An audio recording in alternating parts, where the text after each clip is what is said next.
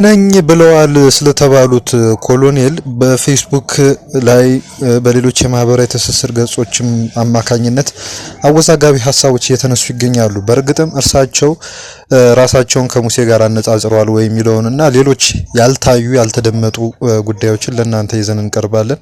ሰብስክራይብ አድርጉን። ሌሎች መረጃዎችም አሉ ከዚህ ውጪ።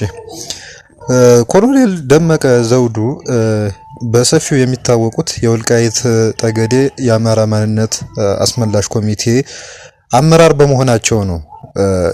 ወደ ህዝብ ጆሮና ወደ ህዝብ አይን የተመለሱትም በዚሁ እንቅስቃሴያቸው እንደሆነ በርካቶች የሚያውቁት ነው። ይህን ድጋሚ ማንሳት የሚያስፈልግ አይመስለንም። ነገር ግን ከ2008 እስከ 2011 12 ድረስ እርሳቸው በህዝቡ ዘንድ በተለይም በአማራ የፖለቲካ ተከታታዮችም ሆነ በአማራ ህዝብ ዘንድ ወጥ የሆነ ተቀባይነት ነበራቸው ሲሉ የሚናገሩ ሰዎች ነበሩ። ማለትም እርሳቸው እንደ እምቢተኝነት ምልክት ሊጨቁን ወይም ደግሞ ሊያስር እንደዚሁም ህገወጥ በሆነ መንገድ ሊያፍ የመጣን ኃይል በእምቢተኝነት እንደመለሱ ተደርገው ነበር ይቆጠሩ የነበሩት። ከዛ በፊት በነበረው ጊዜ አብዛኞቻችን የምንታዘበው ሀቂያ ነው። በኋላ ላይ ግን ከትግራይ ጦርነት በኋላ በራሳቸውም በአማራ ብሔርተኞችን በኩልም ዘንድ እርሳቸውን በተመለከተ ማለትም ኮሎኔሉን በተመለከተ የተለያዩ የአቋም መከፋፈሎችን ለመመልከት ችለናል። ይሄውም እርሳቸው ከመንግስት ጋር ከመጠን ያለፈ ግንኙነት አላቸው። እንዲያውም የዛ አካባቢ አሁን የተቋቋመው ይሄ የወልቃይት ሰቲት ሁመራ ዞን የተባለው የሱ አመራር የሆኑት ለመንግስት ባላቸው ቅርበት ነው፣ ለመንግስትም ባላቸው ድጋፍ ነው። እንዲያውም ከብልጽግና ውጭ የተሻለ ኃይል የለም ሲሉ ተናግረዋል ብለው የሚተቿቸው ወገኖች አሉ። አወዛጋቢ ፐብሊክ ፊገር ናቸው ኮሎኔል ደመቀ ዘውዱ። ራሳቸውን ኦልሞስት እንደ ወልቃይት አማራ ነው የሚገልጹት። ይሄ ግልጽ ነው፣ አማራ ነው የሚሉት። በሌላ በኩል ያሉ ደግሞ የትግራይ ብሔርተኞች ደግሞ ደመቀ ዘውዱ አማራ አይደለም ትግሬ ነው ሲሉ ይናገራሉ። ይሄም የኮሎኔሉ አባት ተናግረውታል የተባለውና በድምጽ ወያነ የተላለፈውን ቪዲዮ ላብነት ማየት እንችላለን። እርሱን አይተን እንመለሳለን።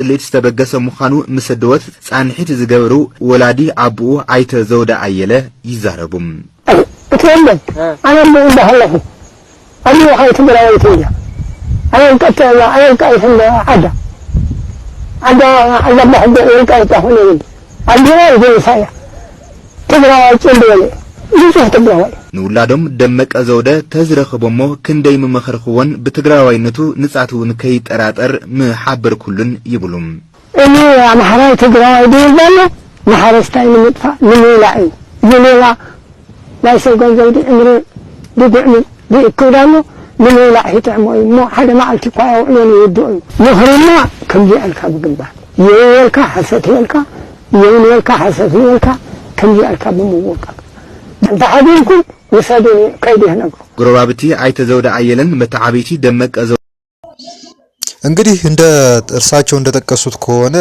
ልጄ ትግረኛ ተናጋሪ ነው፣ እኔም ትግረኛ ነው የምናገረው፣ እኔ ትግራዋይ ነኝ፣ እኛ ምንም የማንነት ልዩነት የለንም ሲሉ ይናገራሉ። በዚህም ያክል አወዛጋቢ መሆን የቻሉ ሰው ናቸው። ከትላንትና ጀምሮ አጀንዳ ሆነዋል ኮሎኔሉ። ምክንያቱ ምንድነው ብለን ለመመርመር ሞክረናል። ኮሎኔል ደመቀ ከአንድ ቀን በፊት ወልቃይት ጠገዴ አማራ ሚዲያ ከተባለ የዩቲዩብ ቻናል ጋር ቆይታ አድርጓል። እሱ የዩቲዩብ ቻናል ለማየት እንደሞከር ነው እንግዲህ እሳቸው የሚመሩትን ዞን የሚመለከቱ የተለያዩ ስራዎችን የሚያሳይ ከመንግስት ጋር ንክኪ ያለው የዩቲዩብ ቻናል እንደሆነ ነው የታዘብነው። በዚህ አንድ ሰዓት ከ10 ደቂቃ በፈጀ ቃለ መጠይቃቸው ላይ ሰፊ የትኩረት ነጥብ ሆኖ የነበረው ሐምሌ 5 ቀን 2008 ዓመተ ምህረት የተፈጠረውን ክስተትና ከዛም በኋላ ተከትለው ስለመጡ ሁኔታዎች ነው በሰፊው ዳሰሳ የሰጡት። ትኩረት የተሰጠውም ለዚህ ነው።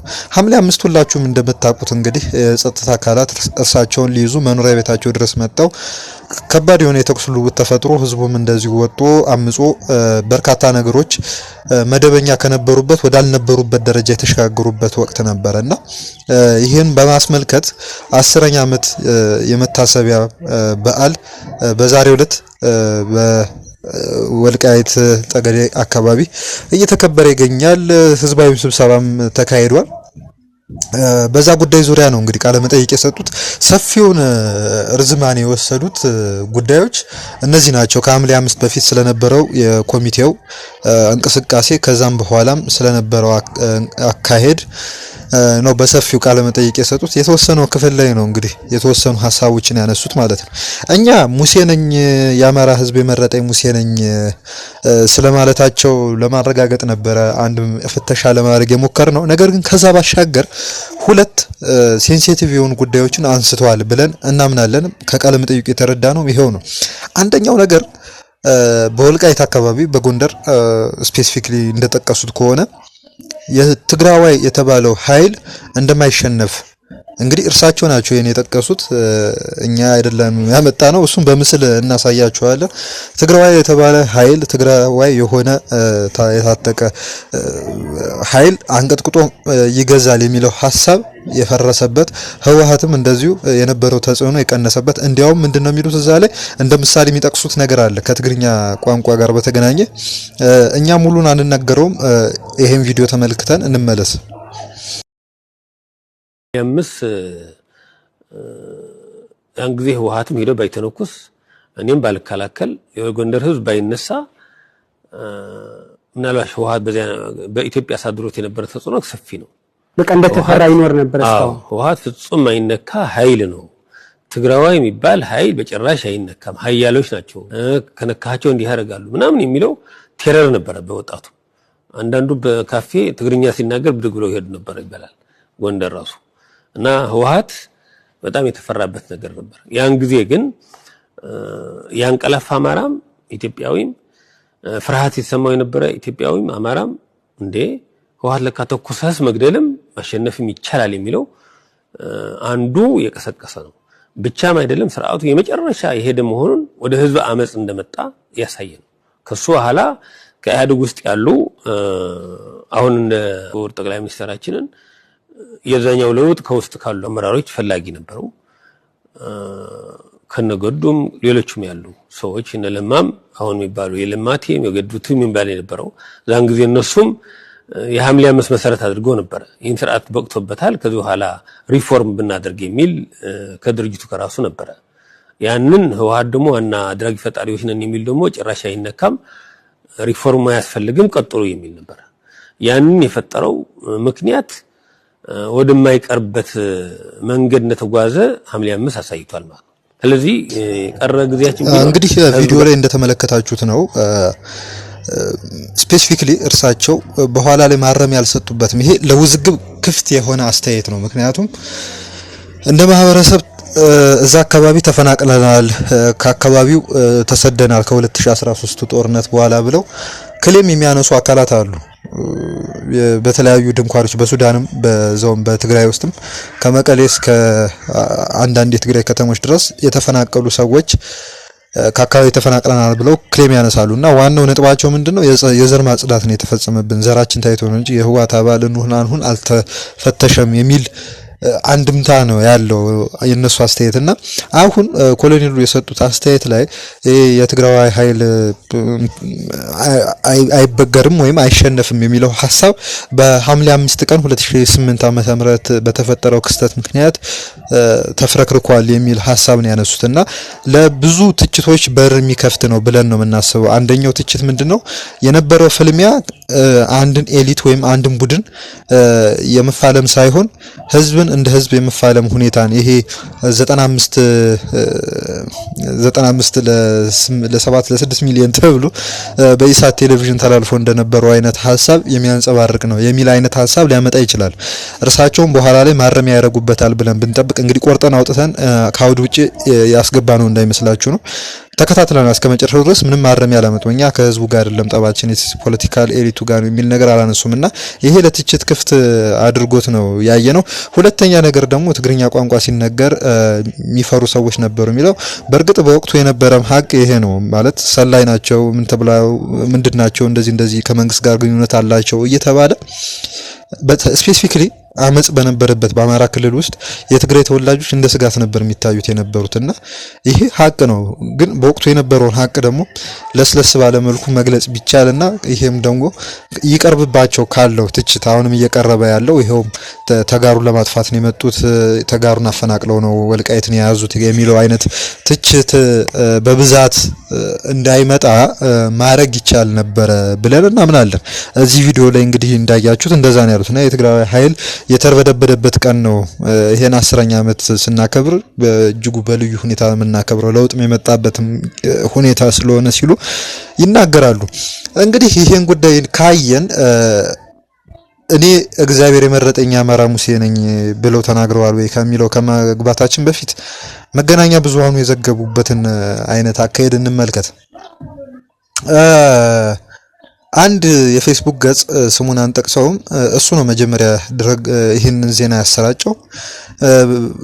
እንግዲህ በአንድ የማህበራዊ ድረገጽ ላይ ነው የሚለው። ስፔሲፊክሊ የዩቲዩብ ቻናሉን ስም የተሰራጨበትን መንገድ አልተጠቀሰም። ቢጠቀስ ጥሩ ነበር። እኛ እንደጠቀስ ነው የወልቃይት ጠገዴ አማራ ሚዲያ የሚባል አንድ የዩቲዩብ ቻናል ላይ የወጣ ተብሎ ቢጠቀስ ጥሩ ነው።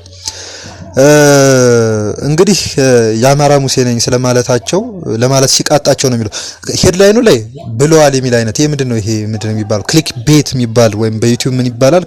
ክሊክ ቤት የሚባል ነገር አለ።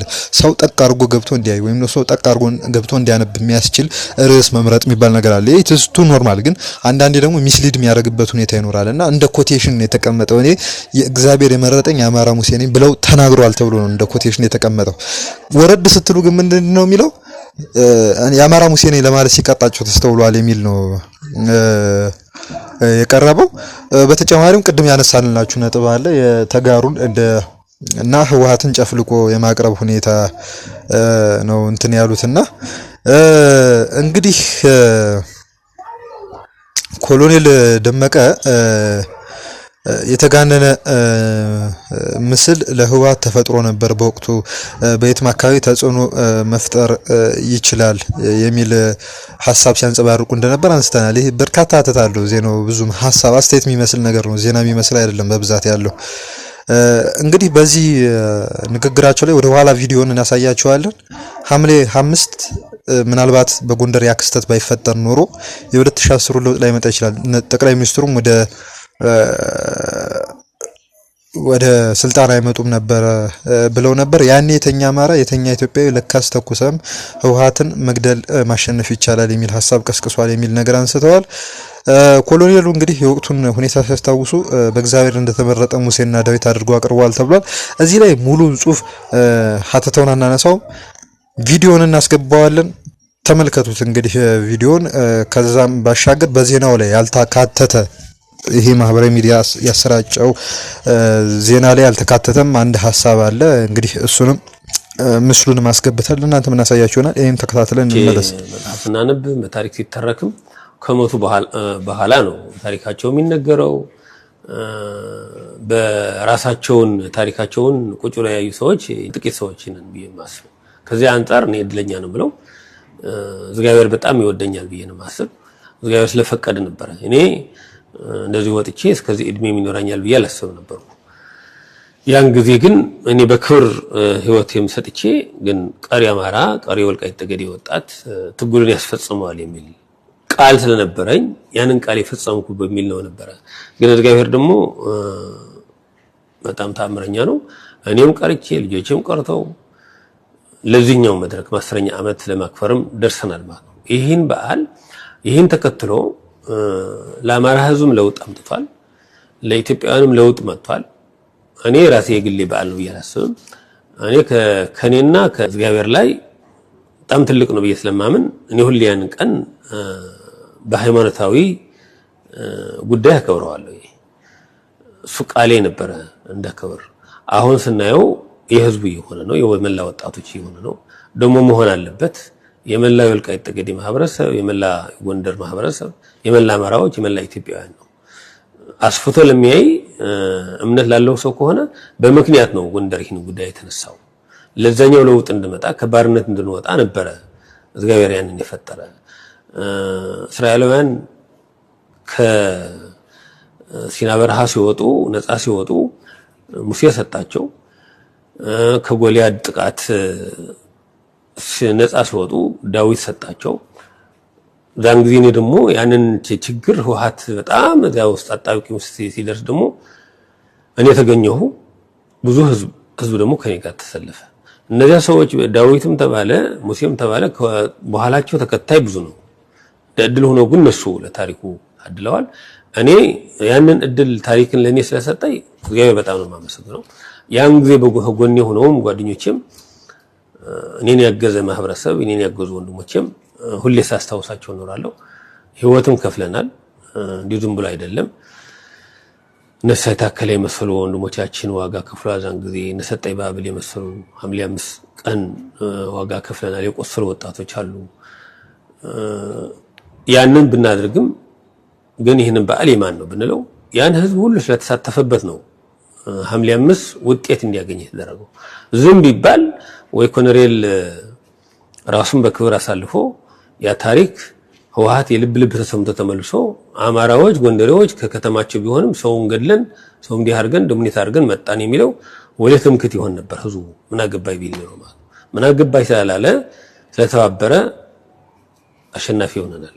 አሸናፊ ሆነው በአንድ ግለሰብ ብቻም ሳይሆን የጋራ ትብብር ስለነበር ነው። ስለዚህ ይህን በዓል የሁላችን ነው የሚለው አተሳሰብ ሊኖር ይገባል። ለዛሬ ብቻ ሳይሆን ቀጣይም ትውልድም ይህንን ጉዳይ ሊረሳው አይገባም። ከረሳ ነው ተመልሶ መልኩ የቀየረ ግዛት ሊመጣ ይችላል። እንዳንረሳው የዚህኛው የጎንደር ትብብር የሐምሌ 5 ትብብር ለመላ አማራ ለመላ ኢትዮጵያውያን ተሞክሮ ሊሆን የሚችል ነው። ስለዚህ ይሄ አንድ የታሪክ ምዕራፍ ነው። ይህን ታሪክ ሳንረሳ ቀጣይ ታሪክ የተሻለ ታሪክ ለመስራት ለሌላ ምዕራፍ መዘጋጀት ለሌላ ምዕራፍ መጓዝ ያስፈልጋል የሚል ነው። ይሄን ከረሳ ነው ይሄን ካጣጣል ነው ግን ከዚህ የበለጠ ወርቃማ ታሪክ ለጎንደር ህዝብ ይኖራል ብያለሁ። እንግዲህ እንደተከታተላችሁት ነው። እኛ ምንም አስተያየት አንጨምርበትም። አስተያየት ከጨመረም ቅድም ካልነው ጋር የሚመሳሰል ስለሚሆን እናንተም በመድገም አናሰለችም። በመጨረሻ ላይ በዚህ ቃለ መጠይቅ መጨረሻ ላይ በአሁኑ ወቅት እርሳቸው የሚመሩት ዞን ህጋዊ ሰውነት እንዳላገኘ ከፌዴሬሽን ምክር ቤት ተነስቶላቸው ነበር ጥያቄ። ይሄው ማለት ምንድነው? የበጀት ድጎማ አያገኙም።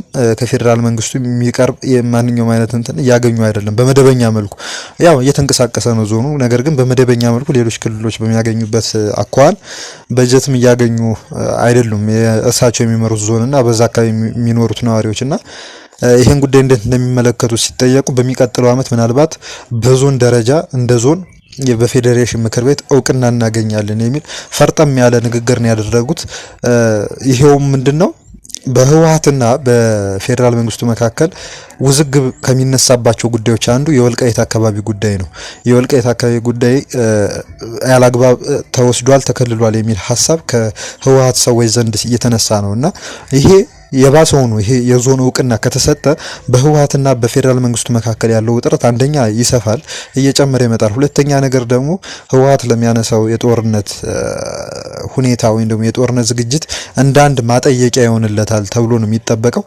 ምክንያቱም ምዕራብ ትግራይን እናስመልሳለን በአጭር ጊዜያት እየተባለ ከክልሉ ከፍተኛ አመራሮች ለተፈናቃዮች ቃል እየተገባ ነው የሚገኘው። ወታደራዊ ዝግጅቶችም በዚህ መልኩ እየሄዱ ነው ያሉት በሱዳንም በኩል በደቡባዊ ትግራይ አቅጣጫ በኩል እኛ በተከታታይ ዘገባ እየሰራ ባቸው ነውና ይሄ ጉዳይ የባሰ በአካባቢው ያለውን የጦርነት ሁኔታ እያጠነከረ የሚመጣ ለዳግም ጦርነት መቀስቀሻ መንገድም ሊሆን እንደሚችል ነው እየተገመተ ያለው። እንግዲህ እርሳቸው ምን ብለዋል የሚለውን እንግዲህ ኮሎኔል ደመቀ የተናገሩትን እዚህ ላይ እናስገባና የእርሳቸውን ጉዳይ በዚህ እንደምድማለን ማለት ነው። ሊመጡ ምክንያት የሆነበት ቀን ነው ብዬ ነው የማስበው። ያን ለውጥ ያን ህዝብ ባይተባበር ለውጥ መንግስትም አይመጣም ነበር ወይ እነዚህ መሪዎች አሁን የወጡት ተቃውሞ ቢያነሱ ደግሞ ብቻቸው ይበሉ ነበር ይሆናል። ስለዚህ ይህንን ምክንያታዊ የሆነ ያመጣቸው ነው። አንዱ የዚህን ሐምሌ 5 መነሻ የሆነ የወልቃይት ጠገዴ የማንነትና የወሰን ጥያቄ ምክንያት ነው። ይህን ጥያቄ እስካሁን 10 ዓመት አሳልፏል። እኛ 6ኛ ዓመት በራሳችን ማስተዳደር ከጀመርን ቆጥረናል። ከመንግስት ማግኘት የሚገባን ነገር አላገኘንም፣ እውቅና አላገኘንም። እውነት ነው። አሁንም የታገልነን ያለ ነው። ይሄም አንድ የትግል ምዕራፍ ነው። አካባቢያችን ተቆጣጥረናል፣ ወሰኑን መልሰናል። ነገር ግን እውቅና ያስፈልጋል። በህግ መዘጋት ይገባዋል። እኛ የጀመርነው በህግ ነው፣ በጉልበት አይደለም። ስለዚህ በህግ እንደጀመርነው በህግ መልስ ማግኘት አለበት። ኢትዮጵያን ወክሎ የተቀመጠ ፌዴሬሽን ምክር ቤት የፌዴራል መንግስት ይህን ጉዳይ ይሄን አጀንዳ ተመልሰው ወደ ጦርነት ላንገባ የህዝቡን ጥያቄ ህጋዊ መልስ መስጠት አለበት። ህጋዊ መልስ እንደሚሰጥ ደግሞ እኛ እንታመናለን። እኔ በግሌ እታመናለሁ ይነዋሰው አሁን ብልጽግና 5 ዓመት አሳልፎ ሁለተኛ ምርጫ አካሂዷል። አሁን የሚቀጥለው መንግስት ሲያቋቁም እኔ ወልቃይት ጉዳይን ህጋዊ እልባት ይሰጥበታል ብዬ ነው ማሰው። እስካሁን እኛ በትዕግስት ስለመጣን ህዝባችን ስላዳመጠን እኛም ያስተባበርን በትዕግስት ለሄድን በምክንያት የታገልን ስላለን ምክንያቱ በግርግር አይደለም ያየመርነው ጉዳያችን ፍጹም ግልጥ ያለ ምክንያታዊ እውነታም ያለበት ህጋዊ ጥያቄ ስለሆነ ወደ ግርግር መግባት አንፈልግም። በህጋዊ መልኩ ነው መልስ ማግኘት ያለብን ይብለን ለመንግስትም ሌላ ቻሌንጅ ሌላ ፈተና መሆን ሳይሆን የሚገባን የለውጥ መንግስት እንዲጸና የበኩላችን ድርሻ መዋጣት አለብን ብለን ነው እየሰራን። ይሄን በማድረጋችን ብዙዎቹ ሲተቹ እንሰማለን። ይሄ አንዳንዱ እኔ አላዋቂ ነው ብለው ወይም አንዳንዶቻቸው ደግሞ አዛኝ መስለው ደግሞ ሌላ ምክንያት ለአማራ ህዝብም ለወልቃይት ጠገዴ ህዝብም ሌላ ችግር ለመፍጠር ፍላጎት ሊሆን ይችላል። ስለዚህ እኛ በጽሞና ስራችን ነው መስራት ያለብን። በሰላም ነው ጉዳያችን የጀመርነው በሰላም ያልቃል የሚል አስበን አሁን እግዚአብሔር ይመስገን መላ ኢትዮጵያውያን አውቀውታል ጉዳያችን አጀንዳችን የሚል ነው። ግን እንዴት ነው ምላሽ መስጠት ያለበት መንግስት የሚለው በዚያ ማለት ግን ጥያቄው የህዝቡ ጥያቄ መልስ እንደሚያገኝ 100% ነው እኔም ማምነው።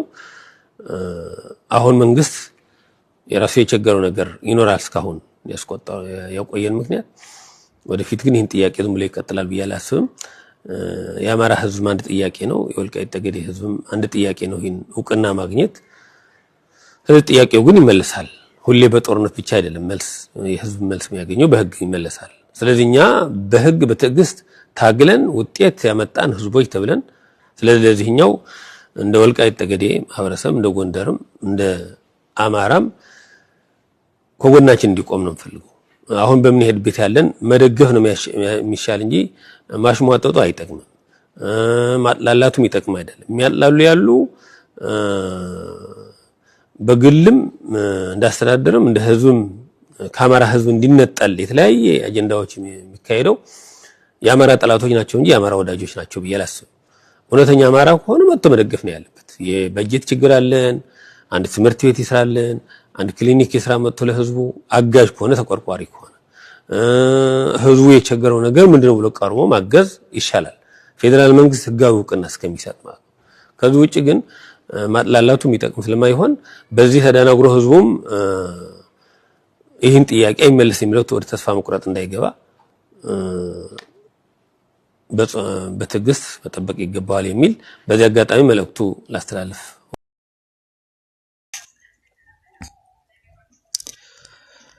እንግዲህ እንደተከታተላችሁት ነው የኮሎኔል ደመቀ ጉዳይ።